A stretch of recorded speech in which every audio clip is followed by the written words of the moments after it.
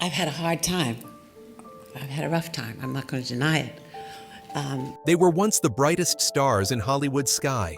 From superheroes on the big screen, comedians who made millions burst into laughter, to artists who became the voice of justice.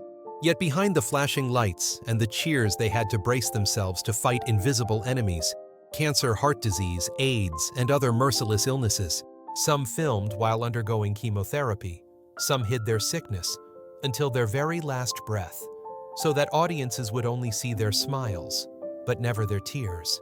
And then, when the news of their death broke, the whole world fell silent, unable to believe that those seemingly invincible icons had collapsed. It is precisely this contrast between glory and tragedy that creates an unforgettable, haunting power. So which 20 Black legends passed away, quietly leaving behind immortal legacies after their battles with terrifying diseases? Chadwick Boseman. When it comes to Black stars who left the deepest mark on world cinema, Chadwick Boseman is always the first name called. He was born in 1976 in South Carolina, raised in an ordinary working-class family, but soon revealed his passion for the stage. Boseman studied at Howard University, the training ground of many Black talents, then continued to hone his craft at the New York Academy of Dramatic Arts. He once wrote plays and directed theater before Hollywood realized it had a rare talent in its hands. In 2013, his role as Jackie Robinson in the film 42 proved that Boseman not only acted but fully embodied characters with historic weight. Next, he became James Brown in Get On Up 2014, then Thurgood Marshall, the first Black Supreme Court Justice, in Marshall 2017. But it was T'Challa in Black Panther 2018 that turned Chadwick into a global cultural icon. The film grossed more than $1.3 billion, and the image of the King of Wakanda became a source of pride for millions of Black children around the world. Yet while millions of fans shouted, "Wakanda Forever," few knew he was quietly battling colon cancer. In 2016, at the age of 39, Boseman was diagnosed with stage 3 cancer. Over 4 years, the disease progressed to stage Y4, but he never revealed it. Between rounds of chemotherapy and surgeries, Boseman still completed Marshall 21 Bridges, Da 5 Bloods, and Ma Rainey's Black Bottom. Colleagues recalled that he never complained or showed signs of fatigue. Instead, he always appeared with a smile and absolute professionalism. On August 28, 2020, Chadwick Boseman passed away at his home at the age of 43. The news stunned the world, for in the public's eyes, he had always been full of life. Just hours later, the family's announcement tweet became the most liked post in Twitter's history, with over 7 million likes. His passing not only underscored the pain of loss, but also sounded an alarm about colon cancer, a disease increasingly common among young people and within the Black community. And after Boseman, there were many other Black figures who also silently fought illness, leaving behind deeply inspiring stories. Bernie Mack. Bernie Mack was born in 1957 on the south side of Chicago, a tough land that also nurtured unique voices of laughter. From small stages and cramped bars, he used sharp-edged humor to tell stories of childhood family and the scars of life. Bernie was never afraid to bring pain into the light and turn it into laughter. His frank, no-frills style made him one of the original kings of comedy, alongside Steve Harvey Cedric the Entertainer and D.L. Hewley, elevating his name into the ranks of legends. Yet few knew that behind the roaring laughter was a body silently enduring. In 1983, Bernie was diagnosed with sarcoidosis, a rare disease that causes inflammation and granulomas in the lungs and other organs. Sarcoidosis severely affects the respiratory system, leading to chronic shortness of breath, persistent coughing, and vulnerability to complications. This illness is more common in the Black community, but at that time, it was still little known. Bernie carried the disease for over 2 decades, but he never allowed it to be a reason to quit. On The Bernie Mac Show, a 5-season series from 2001 to 2006, audiences saw him strict, yet warm, with the kids making viewers laugh and cry at the same time. Behind the camera, he often struggled with heavy breathing. In 2008, the illness worsened, leading to pneumonia. Just weeks after being hospitalized, Bernie Mac took his last breath at the age of 50. His sudden death left Hollywood and millions of fans in shock. After his passing, the Bernie Mac Foundation was established to raise awareness and support research on sarcoidosis. Since then, thousands of patients have found a stronger voice and renewed hope that they are not alone. From Bernie's smile, we continue the journey to find other names, artists who bravely fought illness and left eternal legacies in the hearts of their audiences. Gregory Hines. Gregory Hines was born in 1946 in New York, growing up in a family where music and dance flowed in their veins. He first stepped onto the stage at just 3 years old, performing tap dance with his brother in small clubs. From then on, the sound of shoes striking wooden floors became inseparable from the name Gregory Hines, hailed as the new soul of American tap dance in the late 20th century. Over a career spanning more than 4 decades, Hines was not only a masterful dancer, but also a versatile film actor. He left his mark in movies such as The Cotton Club 1984, White Nights 1985, and Running Scared 1986. With the ability to turn rhythm into a language of emotion, Gregory transformed tap dance from a form of entertainment into an art infused with cultural vitality, making audiences both want to stomp along and listen to the stories he told through every step. Yet the spotlight could not erase the shadow of illness. In 2003, Hines was diagnosed with liver cancer, a disease that often advances silently until its later stages. He kept his condition private, continuing to perform, teach, and devote himself to the arts. Those who met Hines during that time were surprised to learn he was battling illness, for he still radiated abundant energy and an optimistic smile. On August 9, 2003, Gregory Hines passed away in Los Angeles at the age of 57. His death not only shocked the arts world, but also left an irreplaceable void in the global tap dance community. Numerous memorial programs were held where students and colleagues tapped their shoes in unison as a farewell tribute to the great master. Michael Clark Duncan. The next figure on the list is none other than Michael Clark Duncan. Born in 1957 in Chicago, he grew up in poverty, but always carried within him a desire to rise above. Standing 1.96 meters tall with a powerful build, he once worked as a ditch digger, before becoming a bodyguard for stars like Will Smith and Martin Lawrence. Fate, however, opened another path when Duncan decided to try acting in his 30s, a late decision that bore rich fruit. His role as John Coffey in The Green Mile 1999 propelled Duncan to stardom. He embodied a giant man with supernatural strength, yet a gentle heart. The scene in which Coffey sobbed as he felt the pain of others brought millions of viewers to tears. That role not only earned him an Academy Award nomination for Best Supporting Actor, but also etched in audiences' hearts the image of a gentle giant. Yet Duncan's life resembled that of John Coffey, strong on the outside, but fragile within. In July 2012, he suffered a massive heart attack. His girlfriend at the time, television star Omarosa Manigault, performed CPR in time to pull him back from the brink of death. Duncan fought bravely for weeks in the hospital, but his heart was too badly damaged. Just 2 months later, on September 3, 2012, he passed away in Los Angeles at the age of 54. What shocked the public was that Duncan was known for his healthy lifestyle, a committed vegetarian, a non-smoker, and a teetotaler. Yet heart disease spares no one, regardless of physique or habits.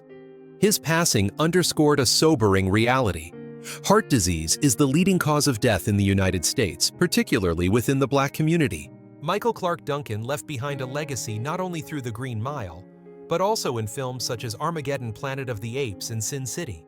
Colleagues and friends remembered him as a towering man, with a kind heart always ready to protect and help others, whether on stage, on set, or in real life. Following Chadwick Boseman, Bernie Mack, and Gregory Hines, Duncan's story further shows that whether superheroes, comedians, or dancers' illness can bring down anyone. Robert Guillaume. Next, let us turn to Robert Guillaume, born Robert Peter Williams in 1927 in St. Louis, Missouri. He grew up in poverty, raised by his grandmother, but his love for the arts was sparked early through singing in church. The road to Broadway and television was anything but smooth, yet Guillaume overcame prejudice to become one of the first Black male actors to win an Emmy with his role as Benson Dubois in Soap, 1977, and later in the hit series Benson, 1979-1986. The role of Benson changed how American audiences viewed Black actors on television. Instead of stereotypes, Guillaume brought to life a character who was witty, intelligent, and full of depth. He not only made people laugh, but also encouraged them to reflect on social inequality. Throughout his career, Guillaume also took part in major projects such as The Lion King 1994, where he voiced Rafiki, a role that left a lasting impression on millions of children around the world. Yet behind the spotlight, Guillaume faced an invisible enemy: colon cancer. The disease was discovered when he was in his 70s, and like many artists of his time, he chose to keep it private to avoid pity. Guillaume continued appearing in television and stage productions, maintaining his calm demeanor and showing almost no sign of a body in decline. On October 24, 2017, Robert Guillaume passed away in Los Angeles at the age of 89. His departure closed a journey of more than 6 decades, dedicated to the arts from Broadway to television and film. He is remembered not only as a talented performer, but also as a pioneer who paved the way for future generations of Black actors.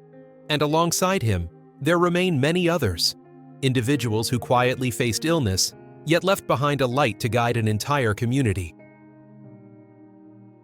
Sherman Hemsley. Sherman Hemsley was born in 1938 in Philadelphia and served in the U.S. Air Force before pursuing his passion for the arts. He began his career on the Broadway stage, but it was not until he embodied George Jefferson in All in the Family and later The Jeffersons that his name truly soared.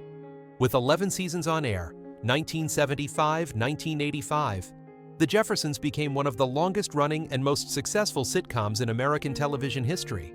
And the character of George Jefferson entered memory as an icon, a small-statured Black dry-cleaning business owner, outspoken and loud, yet representing the aspirations of the Black middle class to move on up. Sherman had a short stature, standing only 1.68 meters, but he carried enormous energy. His quick movements, shoulder shakes, and mischievous glances turned every line of dialogue into something sharp. People remembered him as a laughter machine. Yet few knew that behind the scenes, Sherman lived a private life, staying away from the noise of the public eye. In 2012, he passed away at his home in El Paso, Texas, at the age of 74. The cause was confirmed to be lung cancer, a disease he kept hidden until the very end. Without a single complaint or public disclosure, Sherman continued working, appearing on small stages and television shows, until his health would no longer allow it. His decision to conceal his illness reflected the spirit of an older generation of artists. They believed the public should only see joy, not silent suffering.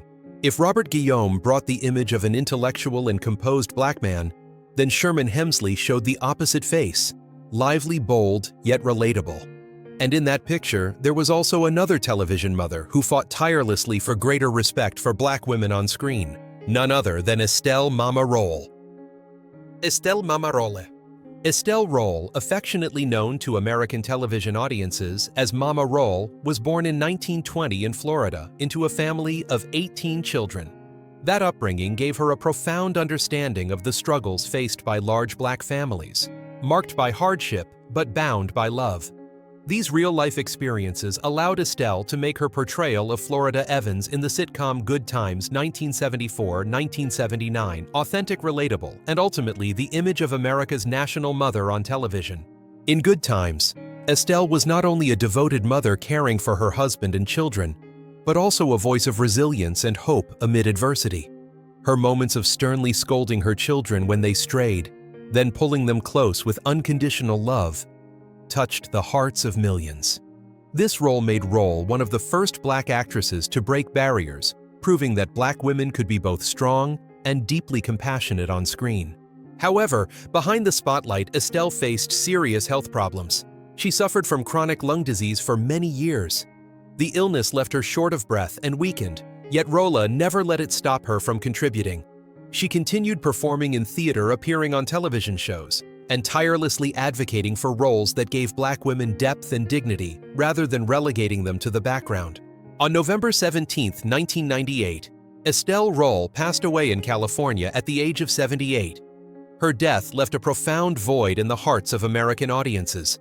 Generations of Black actresses who followed, from Felicia Rashad to Viola Davis, have acknowledged being influenced by Estelle's style and commitment. She proved that even a television character could shift societal perceptions of an entire community. After Estelle Ro, we move on to Kevin Peter Hall, the man who brought legendary creatures to life on screen, but ultimately succumbed to severe medical complications. Kevin Peter Hall. Kevin Peter Hall was born in 1955 in Pittsburgh, Pennsylvania. Standing at 218 meters, he quickly became a giant who stood out in any space. In his youth, Hall was an outstanding basketball player in college, but instead of pursuing a professional sports career, he turned to film, where his extraordinary height became an advantage that secured him roles no one else could fill. Kevin Peter Hall was best known for playing the alien creature in Predator 1987 and Predator 2, 1990. Hidden beneath the heavy costume he used, gestures, posture, and even breathing to make Predator a vivid, terrifying being that haunted audiences worldwide. Beyond fearsome hunters, Hall also surprised viewers when he transformed into the lovable Bigfoot in the film and series Harry and the Hendersons.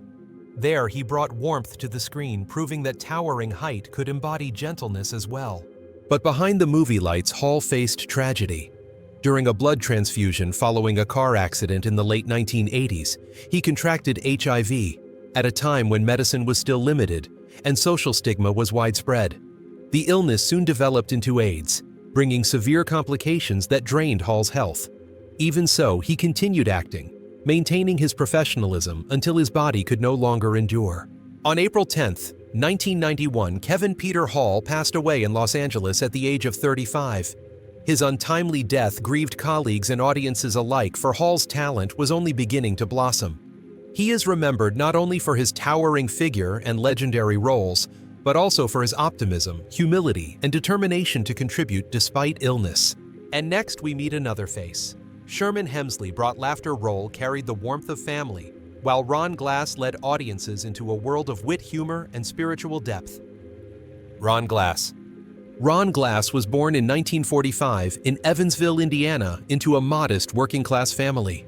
From a young age, he was passionate about the stage, later studying the arts at the University of Evansville, before moving to California to seek opportunities.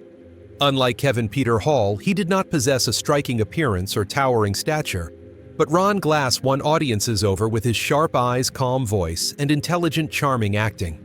He was best known for his role as Detective Ron Harris in the sitcom Barney Miller, 1975-1982. The character of Harris, witty, sharp, yet deeply humane, made Glass a familiar face on television for nearly a decade. Not stopping there, in 2002, Glass surprised audiences again by playing Shepherd Book in Joss Whedon's sci-fi series Firefly. In contrast to Harris, Shepherd Book exuded calm mystery and spiritual depth, proving Glass's remarkable versatility as an actor. Throughout his career, Ron Glass never allowed himself to be confined to one mold. From comedy to drama to science fiction, he demonstrated absolute professionalism. Colleagues described him as someone always thoroughly prepared, arriving on set with perfectionism, yet radiating warmth. In his later years, Glass faced health problems. He passed away in 2016 in Los Angeles at the age of 71 due to complications from respiratory failure. Although he never publicly shared much about his illness, it was clear that he fought quietly during his final years. His passing left fans of Firefly and Barney Miller heartbroken. After the laughter of Sherman Hemsley, the warmth of Estelle Ro, and the legendary presence of Kevin Peter Hall and Ron Glass, we come to another artist, Carol, who openly confronted breast cancer, turning her personal pain into a powerful voice for the community. Carol Denise Fredericks, often simply known as Carol Fredericks, was born in 1948 in Massachusetts into an African-American family. From an early age, she possessed a powerful, resonant voice that often rang out in church gatherings. Starting with musical performances, Carol gradually established her name before branching into Broadway and television. She may not have been the brightest star, but she was one of the black artists with significant influence, especially in Europe, when she moved to France to pursue her singing career. What set Carol apart from many of her contemporaries was her courage. In 1990, she was diagnosed with breast cancer, a disease then regarded as a near-death sentence for women. Instead of keeping it private as most artists did, Carol chose to go public about her condition. She appeared in awareness campaigns, shared her story on television, encouraged women to undergo regular checkups, and emphasized the importance of early detection. Throughout her treatment, Carol continued singing, recording, and even touring. She once said that music was her medicine that kept her standing strong. The image of a woman with short hair from chemotherapy, but still standing on stage singing with full force, became an inspirational symbol for thousands of cancer patients. Carol passed away in 2001 at the age of 53. Her death was not only a loss to music, but also a wake-up call to the community about breast cancer. Thanks to pioneering voices like hers, the rate of Black women undergoing regular screenings rose significantly during the 1990s and 2000s. Carol is remembered as a true warrior fighting for her own life and for the healthcare rights of Black women. If Ron Glass brought intelligence and charm to every role Carol chose, to transform her personal pain into collective strength. And next in this journey, we pause at another remarkable name, Janet Dubois, the woman with a radiant smile and immense contributions to both the screen and the community. Janet Dubois. Janet Jeanette Dubois was born in 1932 in Brooklyn, New York. From a young age, she was passionate about performing arts and began her career on the Broadway stage before moving into television. Her breakthrough came when she portrayed Willona Woods in the hit sitcom Good Times 1974-1979. With her voluminous hair, vibrant fashion style, and radiant smile that lit up the screen, Willona quickly became one of the most beloved characters. She was not only the funny, lively neighbor, but also the spark that brought laughter and energy to the show. Beyond acting, Janet Dubois also had musical talent. She co-wrote and performed the theme song Movin' On Up for the sitcom The Jeffersons, a tune that became a cultural anthem in America for decades. This achievement made Dubois one of the few Black female artists to shine simultaneously in both acting and singing. Outside the spotlight, Janet dedicated much of her time to community work. She participated in programs supporting Black youth, encouraging them to pursue the arts as a path to self-expression and empowerment. For Janet, success was not only in her roles, but also in opening doors for the next generation. In February 2020, Janet Dubois passed away at her home in Glendale, California at the age of 87. The cause was determined to be heart failure, a common condition among the elderly, though she had never publicly revealed her health issues. Her passing left a deep sense of loss among the artistic community and fans alike. And from the image of that radiant woman, the story continues with another male icon, Robert Guillaume, who elevated the status of Black actors on both the Broadway stage and television. Robert Guillaume. Robert Guillaume, born Robert Peter Williams, was born in 1927 in St. Louis, Missouri. Growing up in poverty and without the care of his parents, he was raised by his grandmother, who instilled in him the belief that knowledge and art could open new doors. Guillaume studied at St. Louis University and later joined the Broadway stage, where his singing and acting talent gradually shone. It was not until he took on the role of Benson Dubois in the sitcom soap 1977, followed by his own series Benson 1979-1986, that Guillaume truly reached the peak of his career. Benson was a witty, intelligent butler who boldly spoke out against injustice. This character broke the stereotypes of Black actors on television, bringing to audiences the image of a sharp, respectable, and warm man. The role earned Guillaume 2 Emmy Awards, making him one of the few Black actors recognized in sitcoms at the time. Beyond television, Guillaume also voiced the wise mandrill Rafiki in the animated classic The Lion King, 1994. His laughter and the phrase Hakuna Matata in his voice became a childhood memory for millions of viewers. He also appeared in numerous Broadway productions, including Porgy and Bess, leaving a mark as a versatile artist. Yet behind the spotlight was his silent battle with colon cancer. The disease was discovered in his later years, and Guillaume chose to keep it private, focusing instead on his family and a few final projects. On October 24, 2017, he passed away in Los Angeles at the age of 89. Robert Guillaume left behind a legacy not only in awards and iconic roles, but also in his pioneering spirit. He proved that Black artists could stand shoulder to shoulder with their white peers, not through noise or controversy, but through intellect and talent. Dolores Del Reese. Dolores Del Reese, affectionately known to audiences as Del Reese, was born in 1931 in Detroit, Michigan. She began her career as a jazz and gospel singer before expanding into television and film. With her distinctive husky voice and natural acting style, Reese appeared in many major music shows, before leaving her mark with the role of Tess in the acclaimed television series Touched by an Angel, 1994 to 2003. As the gentle angel who appeared to comfort and guide lost souls, Del Reese became a familiar face in millions of American households. Yet behind the camera, Reese faced a fierce battle. In her 60s, she was diagnosed with colon cancer, the second leading cause of cancer deaths in the United States. Reese chose to keep the news private for a long time, sharing it only with her family and close friends. Nevertheless, she continued to participate in television programs and even sang at community events as if to conceal every trace of her illness. After years of resilience, Dolores Ree passed away in 2017 at the age of 86. Her death left a deep void in the hearts of viewers who had seen Tess as a spiritual mother on screen. And from her story, we move on to another female icon, Madge Sinclair, who made her mark with roles in Roots and Coming to America before being struck down by cancer. Madge Sinclair. Madge Sinclair was born in 1938 in Jamaica, into a poor but resilient family. After completing her studies, she became an elementary school teacher, before stepping into the arts with the dream of bringing the voices of Black women to the world. Leaving Jamaica for New York, Sinclair persistently pursued the Broadway stage before Hollywood opened its doors to her. Madge Sinclair's name is forever tied to the landmark television miniseries Roots 1977, where she portrayed Belle Reynolds, the resilient wife in a Black slave family. The role not only earned Sinclair an Emmy nomination, but also engraved her name in American television history, as Roots was a milestone that changed the way U.S. television told the story of slavery. Over a decade later, she left another unforgettable mark in Coming to America.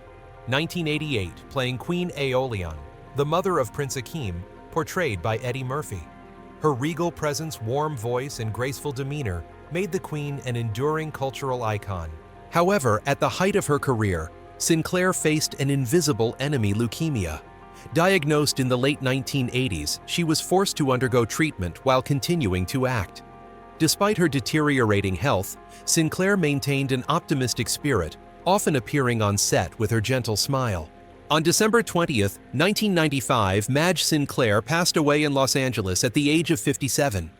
Her untimely death shocked the public, as she had only just begun to be recognized as one of Hollywood's leading Black actresses. If Dolores Ree spread gentleness through music and television, Madge Sinclair left behind brilliance in historically significant cinematic works.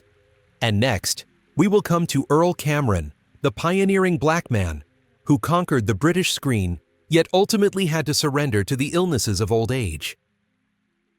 Earl Cameron. Earl Cameron was born in 1917 in Bermuda, during a time when opportunities for Black actors were nearly non-existent. In 1939, he arrived in the United Kingdom, with nothing but his two hands working as a waiter and a sailor, before stumbling into the theater, when he replaced an actor in the play Chu Chin Chow. From that moment, the door to the arts opened, and Cameron gradually became a pioneering figure in British cinema. His breakthrough role came with the film Pool of London, 1951. It is considered the first British film to depict an interracial romantic relationship on screen. Cameron portrayed his character with authenticity and humanity, paving the way for future generations of Black actors. He later appeared in numerous works, such as Sapphire 1959, The Interpreter 2005, and even the James Bond blockbuster Thunderball 1965. With every appearance, he brought calmness, intellect, and the bearing of a gentleman. In his later years, declining health gradually drew him away from the spotlight. Toward the end of his life, Cameron faced respiratory complications and the frailties of old age, yet he maintained an optimistic spirit. He passed away on July 3, 2020 in his homeland of Bermuda at the age of 102. The death of Earl Cameron closed a long yet illustrious journey. He was honored by Queen Elizabeth II with both the OBE and CBE for his immense contributions to the arts. For many Black actors in Britain, Cameron was not only an idol, but also the first door that gave them confidence to step into Hollywood and the West End. After the pioneering light of Earl Cameron, we encounter another story full of tragedy. Howard Rollins, a talent once nominated for an Oscar, but who fell when faced with both lymphoma and AIDS-related complications. Howard Rollins. Howard Rollins was born in 1950 in Baltimore, Maryland. With a bright face and natural acting talent, he quickly became one of the most promising Black stars of the late 1970s. Rollins made a breakthrough when he portrayed Coalhouse Walker Jr. in the film Ragtime, 1981. The role earned him an Academy Award nomination for Best Supporting Actor. and a Golden Globe, making Rollins a new beacon of hope for Hollywood. Yet before his brilliance could fully shine, his life took a tragic turn. Rollins was diagnosed with lymphoma, a malignant form of cancer affecting the lymphatic system. The disease severely weakened his health just as his career was rising. As if that were not enough, Rollins was also diagnosed with HIV, which later developed into AIDS at a time when the illness carried heavy social stigma. In his final years, he continued to work in television, most notably with his role as Detective Virgil Tibbs in the series In the Heat of the Night, 1988-1994. Though illness left him exhausted on screen, Rollins still maintained his composure and professionalism. Colleagues remembered him as a dedicated actor who gave his all to every performance. On December 8, 1996, Howard Rollins passed away in New York at the age of 46. His death was a great loss to American cinema, as many critics believed Rollins could have become one of Hollywood's leading black actors, had illness and prejudice not cut his life short. Next, we come to Elena Reed Hall, the woman who brought laughter to children through Sesame Street, but who faced the tragedy of breast cancer. Elena Reed Hall. Elena Reed Hall was born in 1946 in Springfield, Ohio. From a young age, she loved singing and performing, later studying at Kent State University, where her artistic dreams were nurtured. Her big break came when she joined the cast of Sesame Street in 1976. For 12 years, she played Olivia, the sweet sister of Gordon, a character who became a cherished part of childhood for millions of American children. Olivia not only sang songs and told stories, but also brought to the show the tenderness and warmth of a loving mother on screen. With her warm voice and radiant smile, Elena Reed Hall made young viewers feel cared for and embraced. After leaving Sesame Street, she continued her success in the sitcom 227, 1985-1990, alongside comedian Marla Gibbs, further establishing herself as a familiar face on American television. But in the early 2000s, Hall faced a silent enemy: breast cancer. She fought bravely, undergoing treatment, while still taking part in small artistic projects. Unlike many colleagues who kept their illness private, Hall spoke more openly, hoping her story would encourage women to undergo regular screenings. Many fans were deeply moved to see her appear on television, her hair thinning from chemotherapy, but her smile still intact. On December 17, 2009, Elena Reed Hall passed away in California at the age of 63. Colleagues and audiences remembered her not only as a talented actress, but also as a kind-hearted woman who devoted much of her career to bringing laughter and education to children. This journey now turns to another male star, Paul Winfield, once an Oscar nominee, who also succumbed to diabetes and heart-related complications. Paul Winfield. Paul Winfield was born in 1939 in Los Angeles, California. Growing up during a time of deep prejudice against black people, he nonetheless nurtured a passion for acting and was soon recognized for his resonant voice, dignified appearance, and versatile talent. Winfield reached the height of his career with the role of Nathan Lee Morgan in the film Sounder, 1972. As the resilient father of a farming family in the American South, he earned an Academy Award nomination for Best Actor, making him one of the few black actors of the time to achieve such an honor. In the 1980s and 1990s, Winfield continued to make his mark in both television and film, most notably with his portrayal of Dr. Martin Luther King Jr. in King 1978, which won him an Emmy Award. He also appeared in Star Trek II: The Wrath of Khan, 1982, and many other popular series, proving his adaptability and enduring screen presence. However, behind the spotlight lay a long struggle with illness. Paul Winfield suffered from type 2 diabetes, a silent disease that caused severe cardiovascular complications. Despite years of treatment, his health steadily declined. In 2004, Winfield died of a heart attack brought on by diabetes-related complications at the age of 64. His passing left a void in the hearts of audiences and served as a stark reminder of the burden of diabetes within the African American community, where rates of the disease are higher than the national average.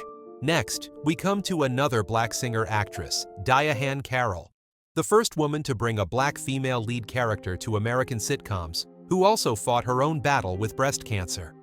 Diaan Carol. Diaan Carol was born in 1935 in the Bronx, New York, into an African Caribbean family. From a young age, she stood out for her elegance and clear singing voice, which helped her enter talent competitions and gradually establish herself on Broadway.